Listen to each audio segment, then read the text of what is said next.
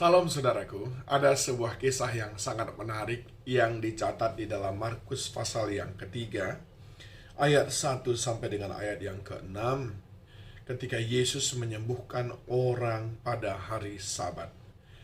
Kemudian Yesus masuk lagi ke rumah ibadat. Di situ ada seorang yang mati sebelah tangannya. Mereka mengamat-amati Yesus kalau ia menyembuhkan orang itu pada hari Sabat, supaya mereka dapat mempersalahkan dia. Kata Yesus kepada orang yang mati sebelah tangannya itu, "Mari berdirilah di tengah." Kemudian katanya kepada mereka, "Manakah yang lebih diperbolehkan pada hari Sabat? Berbuat baik atau berbuat jahat? Menyelamatkan nyawa orang atau membunuh orang?"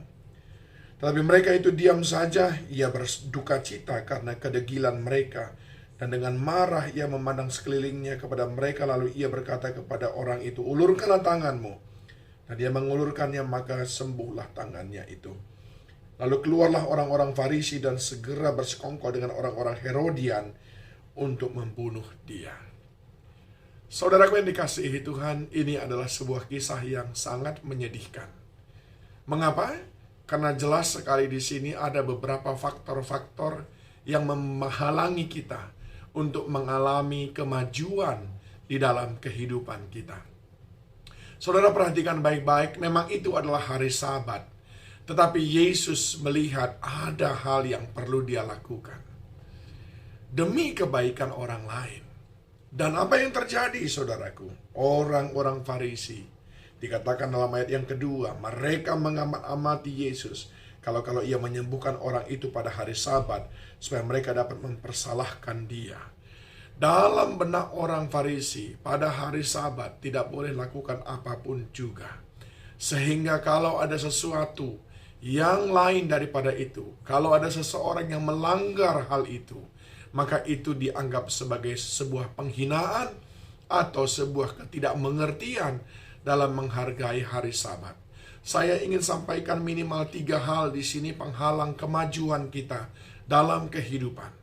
Yang pertama adalah menolak segala sesuatu yang baru. Kita terlalu tertanam kepada ajaran-ajaran yang sebetulnya selalu harus diperbaharui dan juga mestinya ditempatkan pada tempat yang pas, pada kondisi yang pas.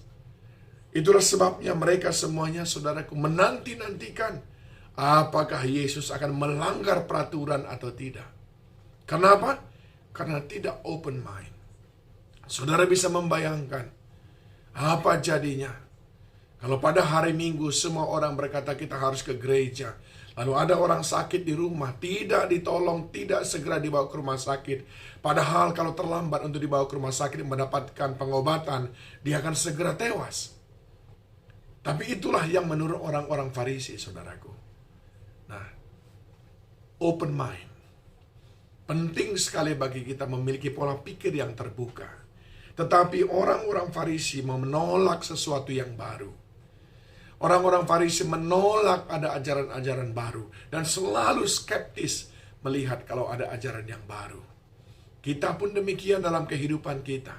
Ketika ada orang lain mengajari kita tentang sesuatu yang baru, ada kecenderungan langsung ingin menolaknya. Karena yang diajarkan itu semata-mata tidak seperti yang biasa kita lakukan. Dalam kehidupan ini, saudaraku, kita harus memiliki pola pikir yang terbuka. Sebab sering sekali ada metode cara yang terbaru untuk melakukan sesuatu yang sudah lama kita lakukan dengan cara kita yang lama. Yang kedua, saudaraku, apa yang kita pelajari di sini, bahwa orang-orang Farisi itu melihat Yesus sebagai saingan. Sehingga yang mereka ingin lihat adalah Yesus berbuat kesalahan. Ini pun mental yang sangat buruk, saudaraku. Memandang orang lain di sekeliling kita itu saingan. Bahkan itu tidak hanya dalam bisnis, saudaraku. Di gereja pun terjadi seperti itu.